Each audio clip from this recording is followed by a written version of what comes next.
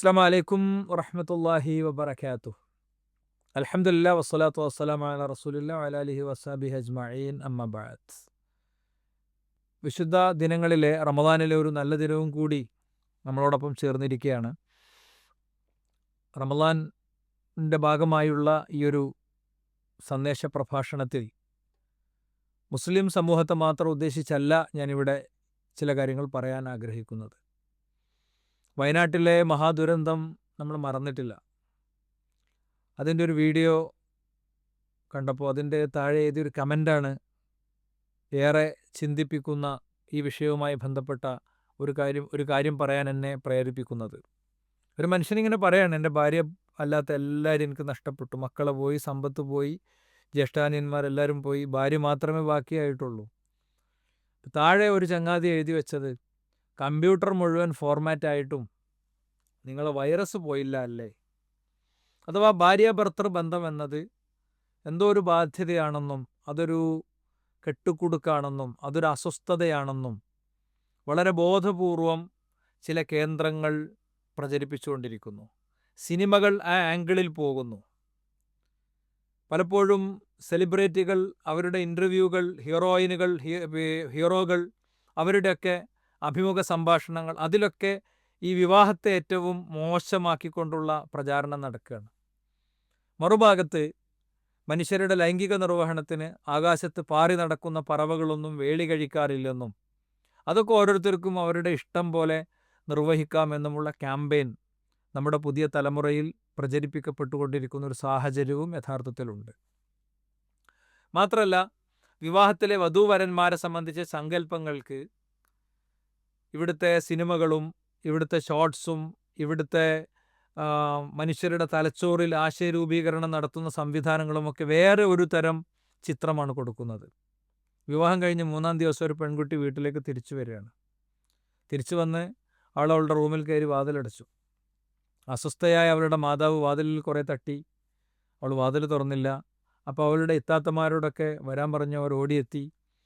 വിശദമായി അവളോട് സംസാരിച്ചപ്പോൾ അവൾ പറഞ്ഞു, ഞാനിനി അങ്ങോട്ട് പോകുന്നില്ല, അയാളൊരാണല്ല. അപ്പോൾ എല്ലാവരും പറഞ്ഞു, മോളെ അങ്ങനെ ഉണ്ടെങ്കിൽ പോവണ്ട, നിന്നോടൊരിക്കലും നിർബന്ധം പറയില്ല. കുറച്ചുകൂടി ഒരു പക്വമായ സ്റ്റാൻഡ് ആ കുടുംബം എടുത്തു. അപ്പോഴാണ് അവരുടെ മൂത്ത ഇത്താത്ത ഇങ്ങനെ ചിന്തിക്കുന്നത്, ഒരു 3 ദിവസം കൊണ്ടൊക്കെ ആണാണോ അല്ലേ എന്ന് മനസ്സിലാവുമോ? സെക്സ് നിർവഹിക്കപ്പെടണമല്ലോ, സ്വാഭാവികമായ സെക്സ് നിർവഹിക്കുക. അപ്പോൾ ഇവർ വിചാരിച്ചത് ഒരു പെൺകുട്ടിയെ ലൈംഗികമായി സംതൃപ്തിപ്പെടുത്താനുള്ള ശേഷിയില്ലാത്ത ഒരാൾക്കാണ് കല്യാണം കഴിച്ചു കൊടുത്തതെന്നാണ്. എന്നാൽ സംഭവം എന്താണ്? ഈ കുട്ടിയോട് വിശദമായി ചോദിച്ചപ്പോൾ അവൾ പറഞ്ഞു, അയാൾക്കൊരു കട്ടിമീശല്ല, അയാൾ മുണ്ടും ഷർട്ടുമാണ് എടുക്കുക, അയാൾ ഇന്നേ വരെ ബുള്ളറ്റ് ഓടിച്ചിട്ടില്ല, ബുള്ളറ്റിനെ കുറിച്ചൊന്നും ഒരു കാഴ്ചപ്പാടും ഇല്ലാത്ത ഒരാളാണ്.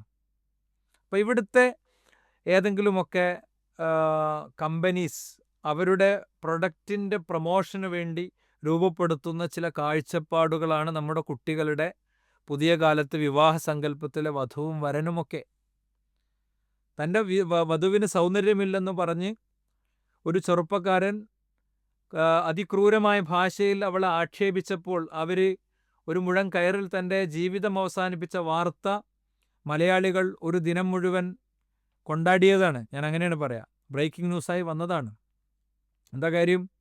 സൗന്ദര്യ സങ്കല്പങ്ങളൊക്കെ മാറിയപ്പോൾ 10,000 കൊടുത്ത് മുഖത്തും ശരീരത്തിലുമൊക്കെ ചായങ്ങൾ തേച്ച് വിവാഹത്തിന് കാണാൻ വരുന്ന ദിവസവും വിവാഹത്തിന് കൂട്ടിക്കൊണ്ടുപോകുന്ന ദിവസവും ഒക്കെ പെൺകുട്ടികൾ അണിയിച്ചൊരുക്കുന്നൊരു പുതിയ കാലത്താണ് നമ്മൾ ജീവിക്കുന്നത്. പലപ്പോഴും കൊറിയൻ ഡ്രാമകളും കൊറിയൻ ഫിലിമുകളും അവിടെയുള്ള അവിടെ നിന്ന് വരുന്ന BTS പോലെയുള്ള ഡാൻസ് ഗ്രൂപ്പുകളുടെ വേഷവിധാനങ്ങളും അവരുടെ ഒരു പുള്ളി പോലുമില്ലാത്ത മുഖവുമൊക്കെ സ്വന്തം ഭർത്താവായി വരേണ്ടവരുടെ മുഖമായി കാണുന്നിടത്ത് പെൺകുട്ടികൾക്ക് പലപ്പോഴും ഒരു ഇണയെ സംതൃപ്തപൂർവ്വം സ്വീകരിക്കാൻ കഴിയാത്തൊരു സാഹചര്യം നമ്മുടെ സാമൂഹിക പരിസരത്തുണ്ട്. യഥാർത്ഥത്തിൽ വിവാഹത്തിലൂടെ നിർവഹിക്കപ്പെടേണ്ടത് എന്താണ്? ഇസ്ലാമിനെ സംബന്ധിച്ചിടത്തോളം വിവാഹം എന്നത് കേവല ലൈംഗികതയുടെ ഒരു സംവിധാനമല്ല, മറിച്ച് മതത്തിലെ വിശ്വാസം പൂർണ്ണമാകണമെങ്കിൽ തന്നെ, മതപരമായ ബാധ്യത പൂർണ്ണമായി നിർവഹിക്കപ്പെടണമെങ്കിൽ തന്നെ കല്യാണം കഴിക്കണം എന്നുള്ളതാണ്. മാത്രമല്ല, എന്തുകൊണ്ട് കല്യാണം എന്ന് ചോദിച്ചു കഴിഞ്ഞാൽ, ഒരു വ്യക്തിയെ സംബന്ധിച്ചിടത്തോളം അത് മതപരമായ ബാധ്യതയാണെന്ന് മാത്രമല്ല, ആ വ്യക്തിക്ക് യഥാർത്ഥ സുരക്ഷിതത്വം കൊടുക്കുന്നതും അത് തന്നെയാണ്. നമുക്ക് ജോലിക്ക് പോകാവുന്ന, ഓടിപ്പാഞ്ഞ് നടക്കാവുന്ന പ്രായത്തിലൊക്കെ ഓക്കെയാണ്. അപ്പോൾ ഈ പറയുന്ന ആക്ടിവിസ്റ്റുകളുടെയും ഈ പറയുന്ന സിനിമകളുടെയും ഒക്കെ ഒരു തീം ഉൾക്കൊണ്ട് ഞാൻ സ്വതന്ത്രമായി ജീവിച്ചു കൊള്ളാം, എൻ്റെ സെക്സ് ഞാൻ എനിക്ക് ഇഷ്ടമുള്ളതുപോലെ നിർവഹിച്ചു കൊള്ളാമെന്നൊക്കെ വലിയ വായിൽ പറയാമെങ്കിലും കാർക്കിച്ചു തുപ്പുന്ന കഫത്തിൽ ബ്ലഡിൻ്റെ കണ്ടന്റ് കണ്ടു തുടങ്ങുന്ന ഒരു സമയമെത്തുമ്പോൾ, അങ്ങനെ പതിയെ വാർദ്ധക്യത്തിൻ്റെയും വേദനകളുടെയും നൊമ്പരങ്ങളുടെയും ഒരു ജീവിത പ്രതലത്തിലേക്ക് ജീവിതം പറിച്ചു നടപ്പെടുമ്പോൾ, ബെഡ് സ്വിച്ചിൻ്റെ അരികത്തേക്ക് പോലും കൈ നീട്ടാൻ കഴിയാത്തൊരു ഘട്ടം വരുമ്പോൾ, അവിടെ ആണിന് പെൺതുണയും പെണ്ണിന് ആൺതുണയും ആവശ്യമുണ്ട്. ജീവിതം അങ്ങനെയാണ്.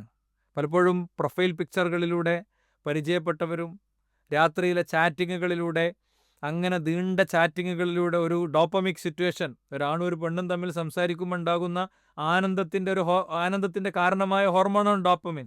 അത്തരം സാഹചര്യങ്ങളിലൂടെ എത്തിപ്പെട്ട ബന്ധങ്ങൾ അതിന് ഭയങ്കര മധുരമായിരിക്കും ആദ്യം. പിന്നെ ഒരു ബലൂണിലൊരു സൂചി തറച്ചാലുള്ളതുപോലെ അത് അങ്ങോട്ട് ചുങ്ങിപ്പോകും. പിന്നെ ഡിപ്രഷൻ്റെ കാലമാണ്.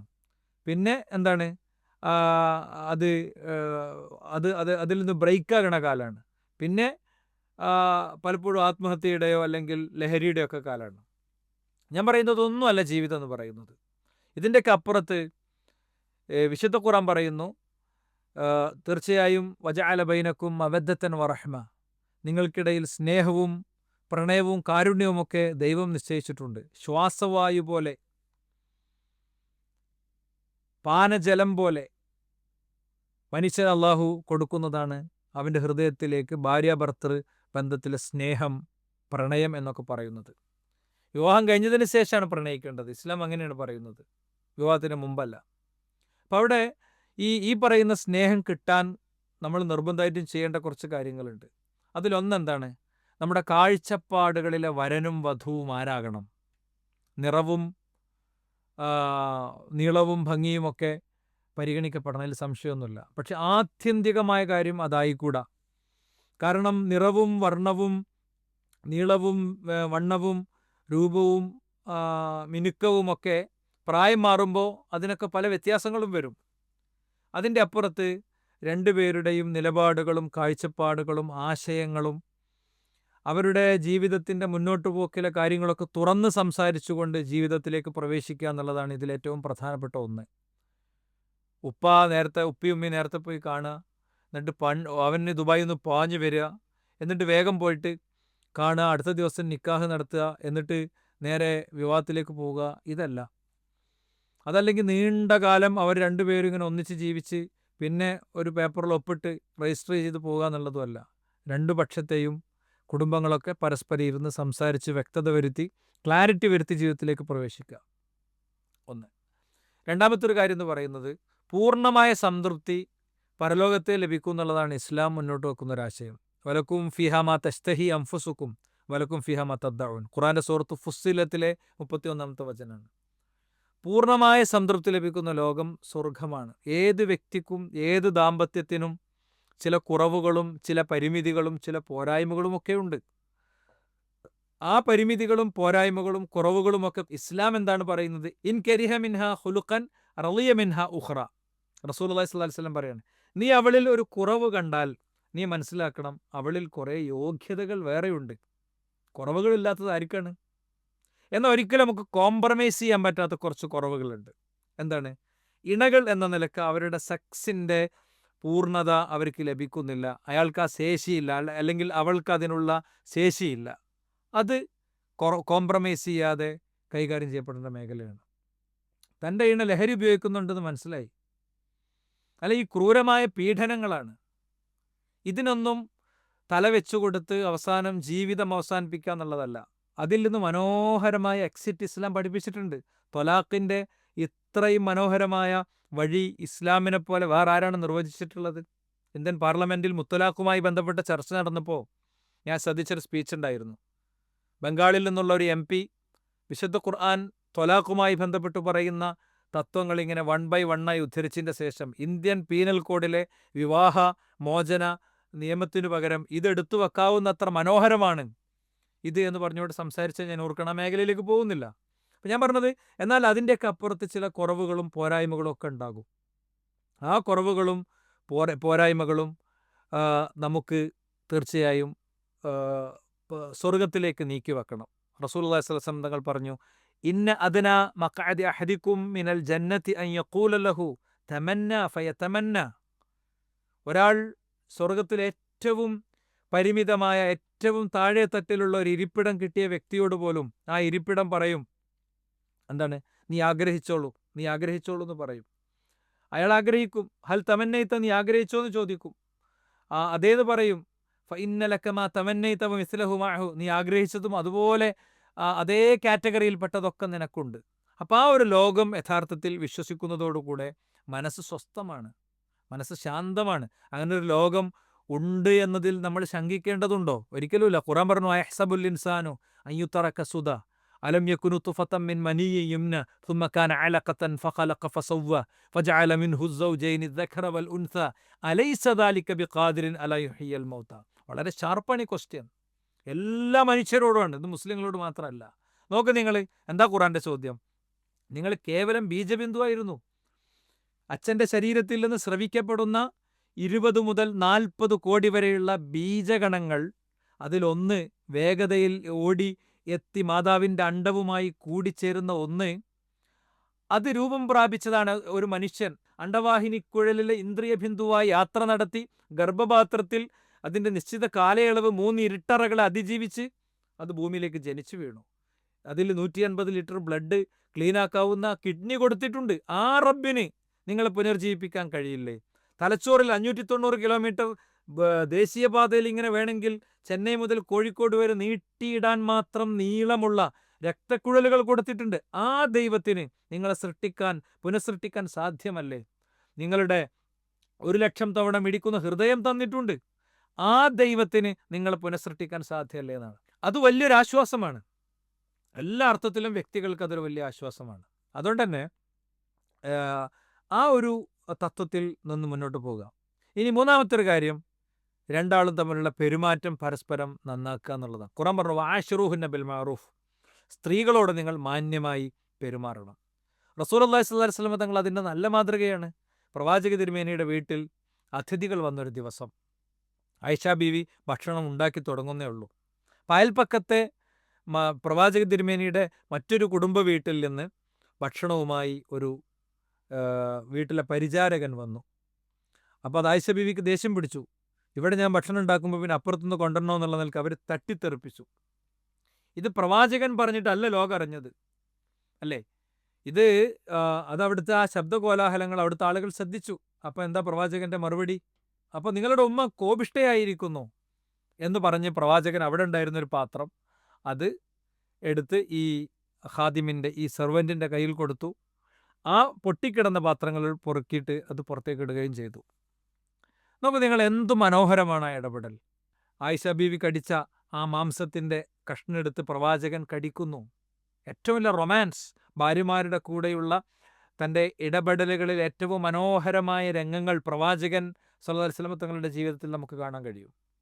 മാത്രമല്ല, പരസ്പരം വിട്ടുവീഴ്ച ചെയ്യുക എന്നുള്ളത് ഇതിൽ ഏറ്റവും പ്രധാനപ്പെട്ട ഒരു കാര്യമാണ്. ശരിക്ക് ഇസ്ലാമിക പണ്ഡിതന്മാർ പഠിപ്പിക്കുന്ന ഒരു അടിസ്ഥാനമുണ്ട്. നിനക്ക് ആരിൽ നിന്നെങ്കിലും മോശകരമായ അനുഭവങ്ങൾ ഉണ്ടായാൽ നീ അവർക്ക് 70 ന്യായങ്ങൾ ചിന്തിക്കണം. അവൾ എന്നോട് അങ്ങനെ പറയാനുള്ള കാരണം ഇതായിരിക്കും. അപ്പോൾ നമ്മളെ പിശാച് ചിന്തിപ്പിക്കും, അതെന്ത് ന്യായ, അപ്പോൾ അത് പൊളിയും. പിന്നെ അടുത്ത ന്യായം ചിന്തിപ്പിക്കും, അടുത്തത് പൊളിയും. അങ്ങനെ 70 ന്യായങ്ങൾ നീ കണ്ടെത്തിയാൽ ആ 70 ന്യായങ്ങളും പൊളിഞ്ഞു പോയാലും നീ വിചാരിക്കണം, ലഅല്ലി ലഅരിഫുഹു, അവൾക്ക് എന്തോ അങ്ങനെ പറയാൻ എൻ്റെ അടുത്ത് പറയാനൊരു കാരണമുണ്ട്, അതെനിക്കറിയാഞ്ഞിട്ടാണ് എന്നുള്ളൊരു കൺക്ലൂഷനിലേക്ക് നമ്മൾ എത്തുക എന്നതാണ്. ഒരു കഥയുണ്ട്. വളരെ മാതൃകാ ദമ്പതികളായ 2 ആളുകൾ, അവരെടുത്ത് 2 പുതിയ കുടുംബജീവിതത്തിലേക്ക് പ്രവേശിച്ച ആളുകൾ ചെല്ലുകയാണ്. എന്തുകൊണ്ടാണ് നിങ്ങൾ ഇത്ര മാതൃകാ ദമ്പതികളായതെന്ന് ചോദിച്ചപ്പോൾ അവർ 2 പെട്ടി കാണിച്ചു കൊടുത്തു. ഒരു പെട്ടിയിൽ കടലാസിൻ്റെ പാവയും വേറൊരു പെട്ടിയിൽ പഞ്ഞി കൊണ്ടുണ്ടാക്കിയ പാവയുമുണ്ട്. മൂപ്പർക്ക് ദേഷ്യം വരുമ്പോൾ ഞാൻ മിണ്ടാതെ പഞ്ഞി കൊണ്ട് പാവയുണ്ടാക്കിയിരിക്കും. എനിക്ക് ദേഷ്യം വന്ന് ഞാൻ സംസാരിക്കുമ്പോൾ അദ്ദേഹം മിണ്ടാതെ കടലാസ് കൊണ്ട് പാവ ഉണ്ടാക്കും. അത്രേ ഉള്ളൂ.